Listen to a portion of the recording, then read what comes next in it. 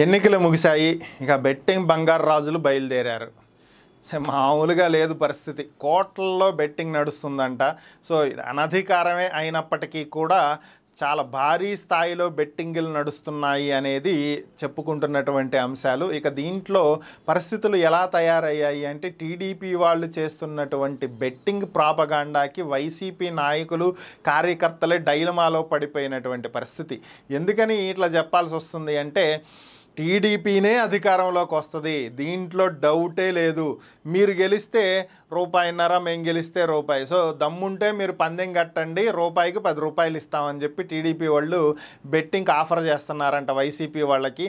చూసిన వాళ్ళు అరే ఏంట్రా బాబు వీళ్ళ కాన్ఫిడెన్స్, ఖచ్చితంగా గెలుస్తామనే ధీమా కావచ్చు, లేదంటే రూపాయికి 10 రూపాయలు ఇస్తామని చెప్పి వీళ్ళు పందెం కాస్తారా?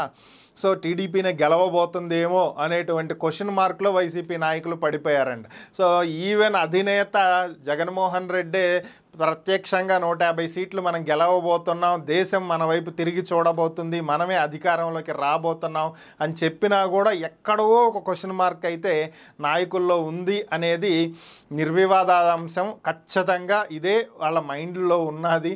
ఈవెన్ వైజాగ్ నుంచి ప్రమాణ స్వీకారం చేయబోతున్నాం. జూన్ 9వ తేదీ ఉదయం 9:38 ప్రమాణ స్వీకారం చేస్తామని తేల్చి చెప్పిన ముహూర్తం, ప్లేస్తో సహా చెప్పినా కూడా ఇంకా వైసీపీ నాయకుల్లో, కార్యకర్తల్లో ఎక్కడో తెలియని ఒక భయం ఉంది. పైకైతే మేమే గెలుస్తాం, మేమే రాబోయేది, మా పార్టీ అధికారంలోకి వచ్చేదని చెప్తున్నప్పటికీ కూడా స్థానికంగా వారికి అందుబాటులో ఉన్నటువంటి మిత్రులను కానీ, మీడియా మిత్రులను కానీ, సర్వే సంస్థలను కానీ సంప్రదిస్తూ మీకున్నటువంటి ఇన్ఫర్మేషన్ ఏంటి, మేము అధికారంలోకి రాబోతున్నామా లేదా అని అడిగి తెలుసుకుంటున్నారు అనేది ఒక అనధికార సమాచారం.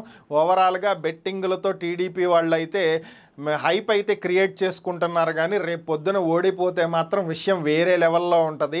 సో ఓవరాల్గా ఎవరికి వాళ్ళు మేమే గెలుస్తామని చెప్పి అనుకుంటూ చివరికి బెట్టింగ్లు పెట్టేటువంటి వాళ్ళ ఆస్తులు, ఇల్లు ఒళ్ళు మొత్తం గుల్ల చేస్తున్నటువంటి పరిస్థితి.